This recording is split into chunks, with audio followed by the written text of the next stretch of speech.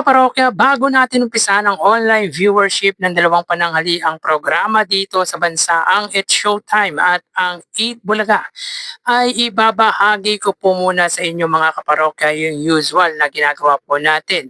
Tulad niya po ng pagbibigay ng papremyong ibinahagi ng dalawang noontime shows, yung ads na lumabas sa Eat Bulaga, and of course yung highest views na naabot ng dalawang noontime show. Pero bago yan, magpapakilala po muna ako sa inyo. Ako nga po pala si Mervin, the man behind Kaparokya TV. So yun nga po mga kaparokya, another painting ni Joey De Leon ang naibenta nga po kay Boss Toyo, worth of 220,000 pesos. Ang painting na to mga kaparokya ay idinedicate ni Sir Joey De Leon or Henyo Master Joey De Leon sa kay late Rene Riquestas. Siguro ang karamihan sa inyo mga kaparokya, sa mga viewers ko, karamihan ay kilala ang isang Rene Riquestas na dating naging sidekick ni Joey De Leon. So yun nga po mga kaparokya na ibenta kay Boss Toyo.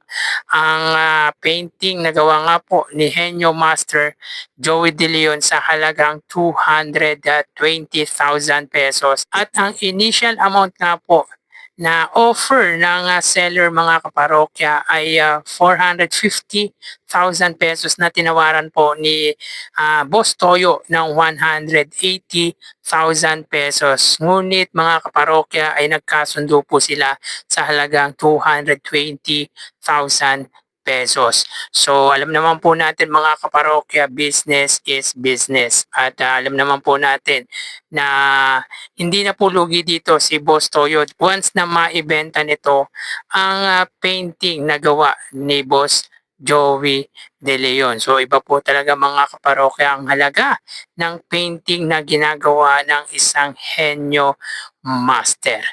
So congratulations mga kaparokya kay Boss Toyo, and of course sa seller ng painting ni Boss Joey De Leon. Samantala mga kaparokya, mapunta tayo sa highest viewership ng dalawang pananghaliang programa ngayong araw po. So ang It's Showtime ay umabot ng 96,000 views. At take note mga kaparokya, ay present po si Vice Ganda kaninang episode. Samantalang ang Eat Bulaga ay 114,000 views. So dito ay 18,000 views ang pagitan ng dalawang noontime show. Pabor nga po yan sa Eat Bulaga. Samantala, pagdating sa papremyong ibinahagi ng dalawang noontime shows, ang Eat Showtime po ay may 265,000 pesos at ang Eat Bulaga ay 170,000 pesos. Sa laro-laro pick mga kaparokya ay nakuha nga po yung pot money na 200,000 pesos,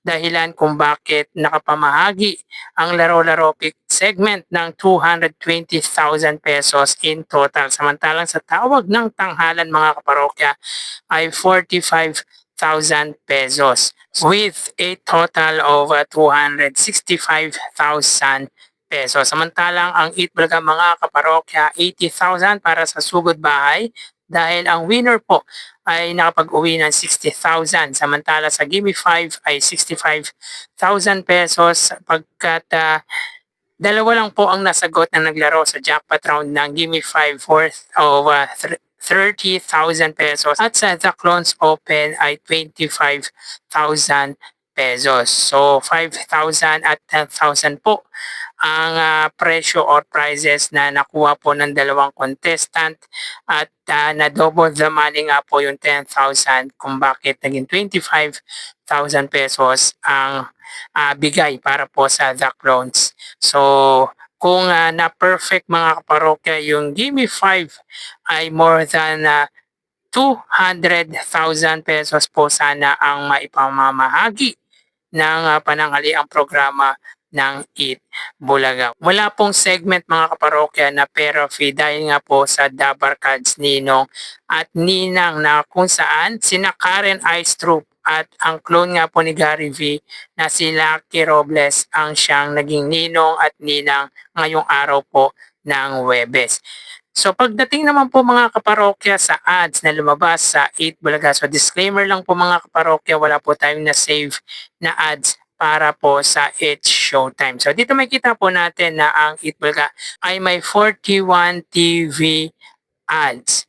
So sa unang gap ay 15 ads, sa pangalawa ay 14 ads at sa pangatlo ay 12 TV ads. Meaning mga kaparokya, itong ads na lumabas sa 8 Bulaga, ito na po ang pinakamaliit na ads para sa linggong ito sapagkat noong Lunes ay may 53 ads, noong Martes ay 49 ads, noong kahapong episode ay 58 ads at ngayon ay 41 ads.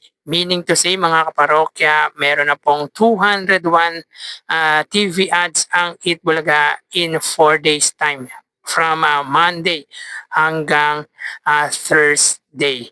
So, bumaba po mga kaparokya ang ads ng 8 Bulaga ngayong araw po. From 58 ay naging 41 TV ads. Pero congrats pa rin po mga kaparokya sa 8 Bulaga sapagkat more than 40 ads po ang naabot ng ads ng 8 Bulaga ngayong araw po. At i-congratulate din po natin mga kaparokya yung nagwagi sa jackpot round ng Laro Picks. Isa po siyang estudyante mga kaparokya.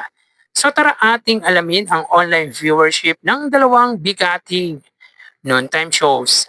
Para sa 8 Bulaga Under TVJ Facebook page na may 3.7 million followers at sa It's Showtime na may 19 million followers. So sa oras na 1:27 PM ang It's Showtime po ay may kasalukuyang segment na Laro Pick. Ito po ay yung jackpot round ng Laro Pick na may pot money na 200,000 pesos. Samantalang ang 8 Bulaga ay may segment na Gimme 5. So dito ang It's Showtime ay may 3,100 viewers. Samantalang ang 8 Bulaga naman po ay may 2,900 live viewers. So ulitin natin, as of 1:28 PM ang It's Showtime po ay may 3,100 live viewers at ang 8 Bulaga ay may 2,900 live viewers. So dito makita po natin ang pagitan ng dalawang noontime show ay 200 viewers pabor sa It's Showtime. Pero i-convert na po natin na 3,000 views ang sa 8 Bulaga. Meaning to say, both noontime show got 3,000 viewers sa kanilang Facebook Live. So mapunta tayo sa TV Network YouTube channel ng dalawang noontime show. So para po sa Showtime under GMA Network YouTube channel na may 40.6 million subscribers.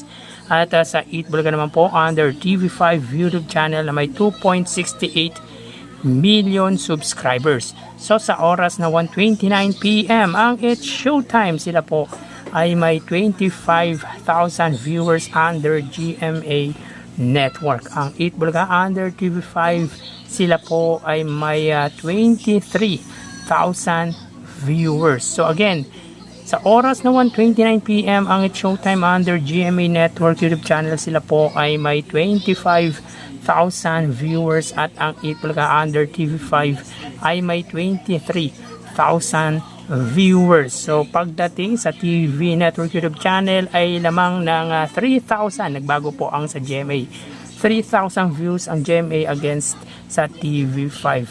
Medyo dikdikan pa po yan, dikit mga kaparokya. So mapunta tayo sa main YouTube channel ng dalawang noontime shows para po sa Showtime under ABS-CBN It's Showtime na may 2.74 million subscribers at sa 8 Bulaga naman po under 8 Bulaga TVJ YouTube channel na may 1.72 million subscribers. Sa oras na 1:30 PM ang Showtime, sila po ay may 89,000 viewers. Ang 8 Bulaga naman po, sila ay may 106,000 live viewers. So again, sa oras na 1:30 PM ang It's Showtime, sila po ay may 89,000 live viewers at ang 8 Bulaga naman po, sila ay may live viewers na 108,000 viewers. So bali ang total na nakuha ng dalawang noontime shows ay ang total ng dalawang noontime shows para po sa It's Showtime ay 118,000 at sa 8 Bulaga ay 134,000 3,000 viewers. So dito mga kaparokya, pagdating sa Facebook Live ay may tig 3,000 po sila. Sa TV Network YouTube channel, 3,000 ang pagitan. Lamang ang GMA dahil ang GMA po ay may 26,000 at ang TV5 ay may 23,000. Pagdating naman po sa main YouTube channel, 89,000. Sa It's Showtime, 108,000 naman po sa It Bulaga. So again, 118,000 total views sa It Showtime, 134,000 total views naman po sa It Bulaga. So dito may kita po natin na 16,000 viewers ang pagitan ng dalawang noontime show at pabor nga po dyan ang It Bulaga. So dito ay wagi ang It Bulaga pagdating sa online viewership ngayong araw po ng Huwebes. So yan po ang lumalabas sa kanilang online viewership as of 1:32 PM. So magpapaalam na po tayo. Thank you and God bless.